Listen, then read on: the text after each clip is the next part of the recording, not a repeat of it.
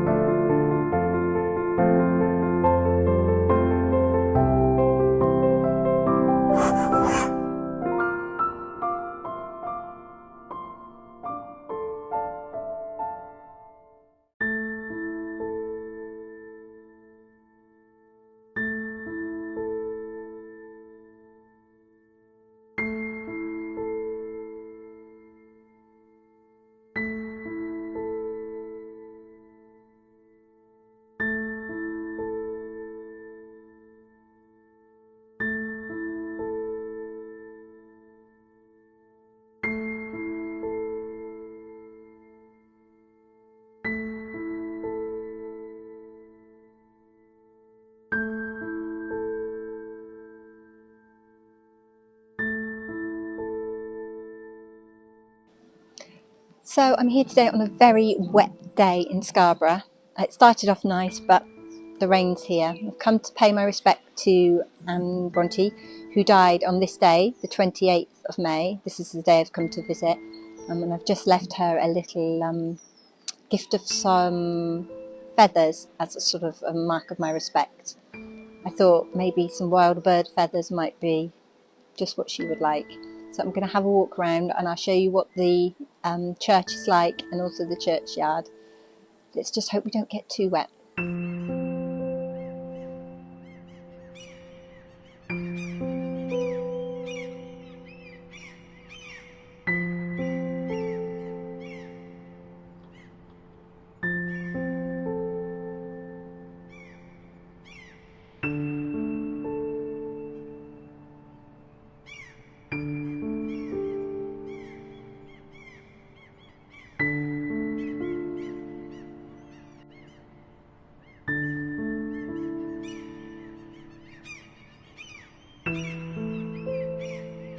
This is where Anne Bronte is buried, but her funeral service didn't actually happen here. It happened down into the village in a church called Christ Church, which has since been knocked down. But this is obviously a well-known spot now. And it looks across the sea.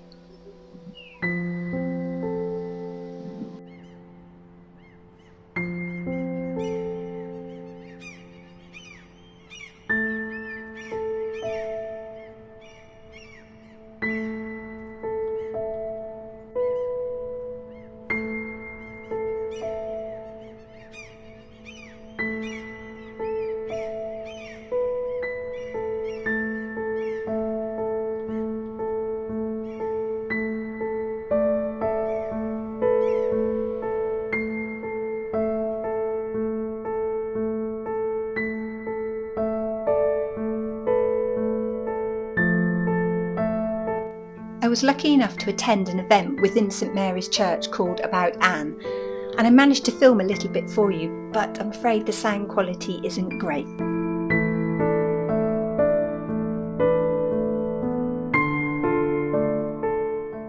The currency of herring, cod, for centuries has shaped the lives of those who live from cobbled boat to cobbled streets, layers and layers of families who wake and dream to seagulls screech.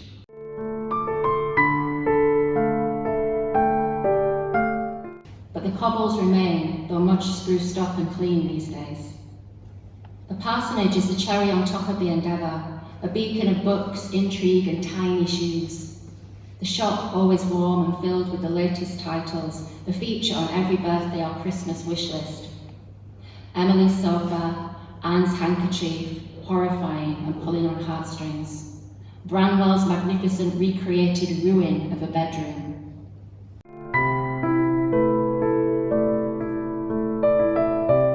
Outside the parsonage where the Bronte family live in Haworth, Charlotte Bronte and Ellen Nussey are sitting on a low wall awaiting the carriage that will take them to the train station on the first leg of their trip to Scarborough.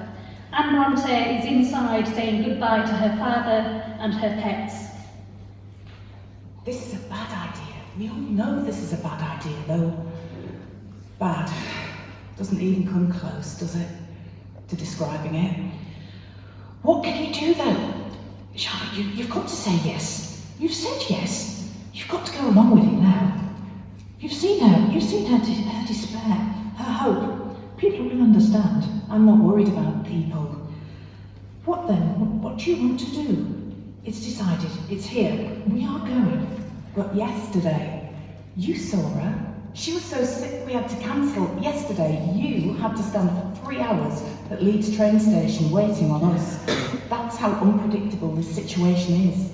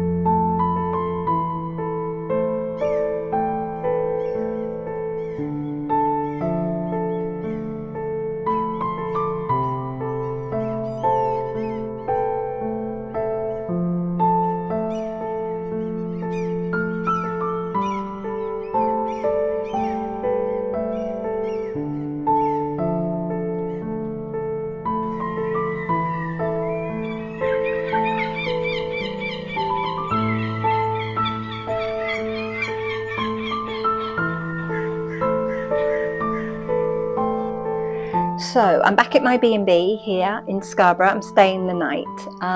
It's been so wet today. From the minute I arrived until now, it has rained non-stop.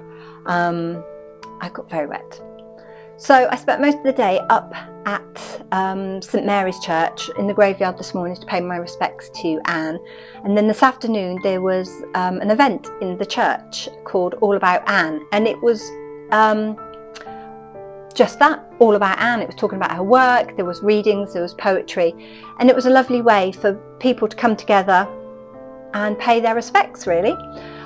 There was poetry by Charlotte Oliver, who did a brilliant piece to do with Scarborough, and of course Emma Connolly-Barklam, who I know. And if you didn't know, I wrote a review on her latest poetry book. I will put the information up here for you to have a look. And there was also a performance by Wendy Pratt, a local playwright who has written a play, To Be Undone, the last day of Anne Bronte. So it was a lovely event, and there was quite a few people there. And then after that there was a memorial service with hymns and prayers and readings, and again it was lovely. There was a mixture of people, some faces I recognised, and this new association, the Anne Brontë Association, who organised all this, is starting out. So again, if you want to find out a bit more about that, I'll put some information up here for you. But she, a lovely lady called Lauren, has created this association and is doing really well, but needs all our support. So I'll leave some more information in the description below so you can have a look yourself. So I then ventured out of the rain. I've come back to my B&B. I'm having a well-earned cup of tea, and I might wait and see if the rain stops for a bit, and then I might head out and go and see what the sea is doing.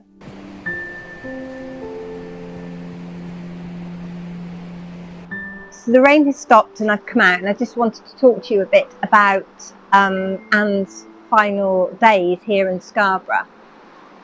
Charlotte was very reluctant for Anne to come here. She was worried it would, make her ill, and I think the biggest thing for Charlotte, she didn't want Anne to die here.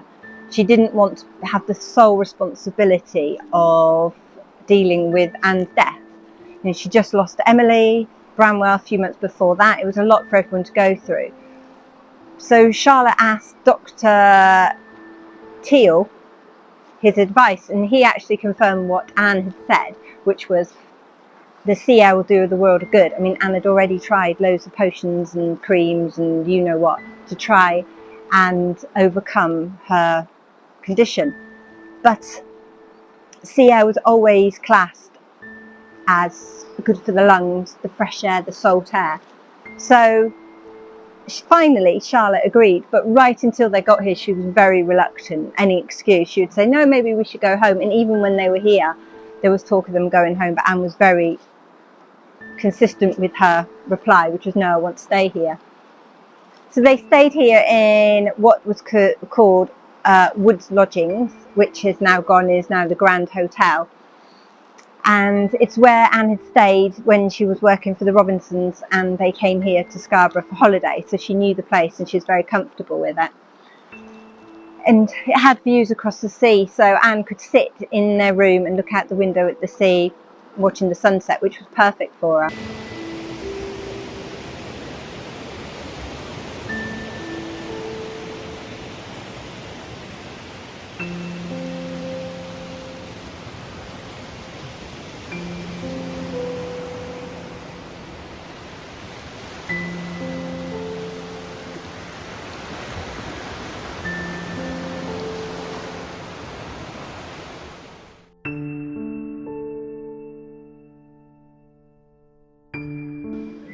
So of course I'm taking it all very seriously here in Scarborough, researching Anne's final days, and I'm not at all sat in a pedalo on a giant dinosaur having fun, letting my daughter steer, and if she doesn't move away in a minute, Em's that way.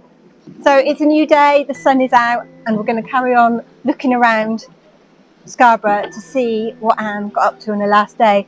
I don't think she was in a pedalo. So, see how we get on.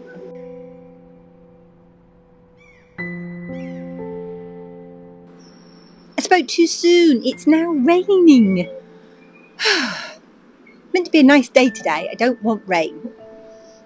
But my dragon pedalo doesn't seem to mind, so we're aiming for a bridge now, so we'll see if we can get through it.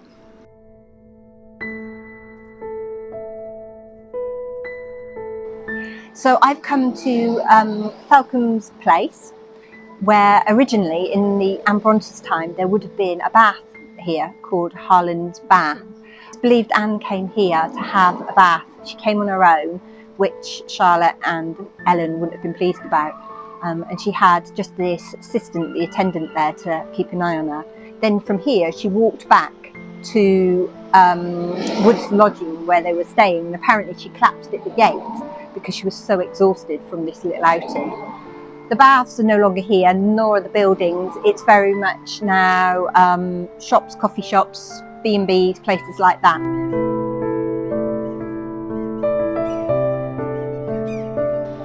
So I'm now on Vernon Road.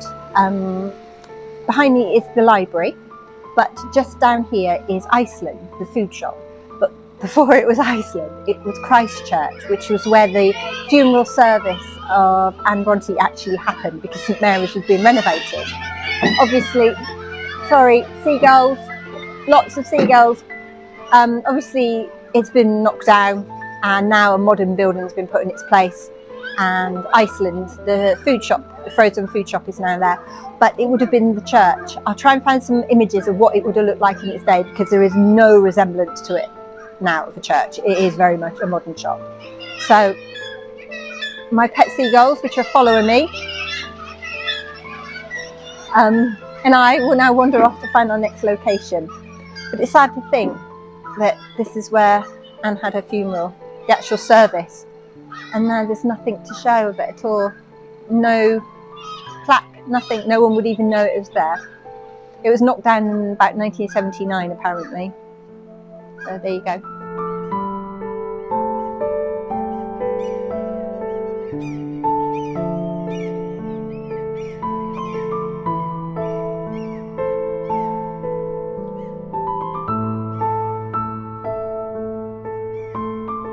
So I'm outside the Grand Hotel, which is built on the site of what would have been the woods lodgings that Anne, Charlotte and Ellen stayed in when they came here, and obviously where poor Anne died.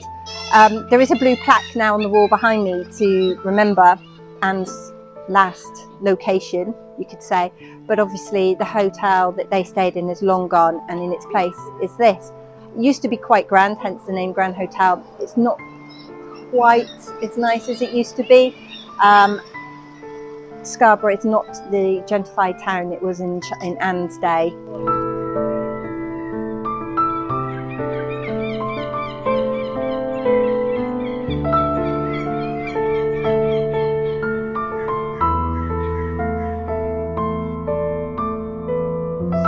So I've snuck into the Grand Hotel to have a look because I want to see the view that Anne would have seen on the last few hours of her life. So I've come up to the ballroom, which is on the first floor, and out of this window I'm sure this is the view, because you can see the lighthouse and the bay, and well, you know, if she looked out to sea, this is probably what she would have seen.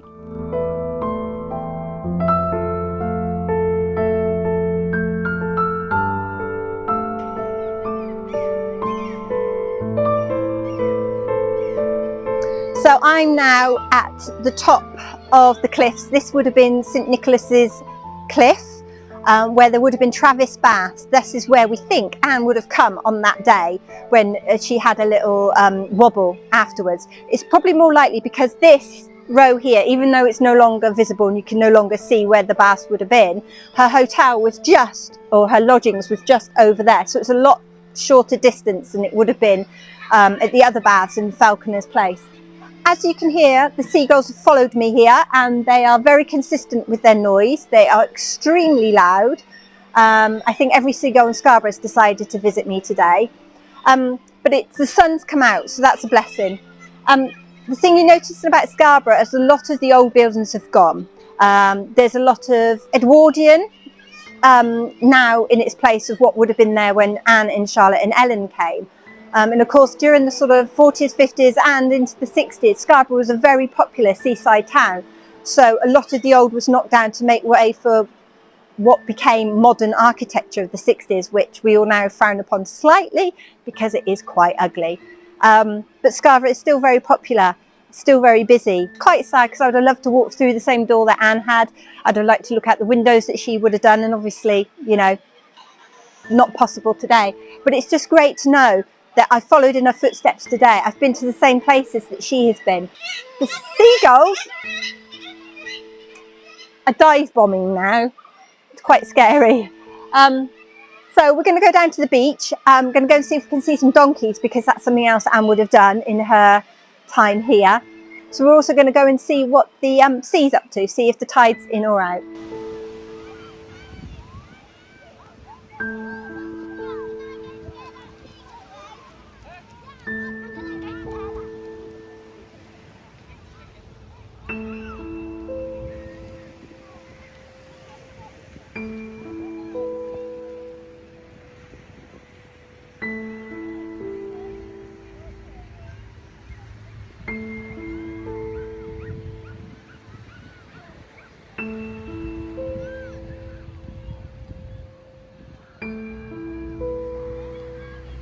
Whilst here, she also took a donkey ride. So Scarborough is known for having its donkeys on the beach, has done for years, and would have been back then too.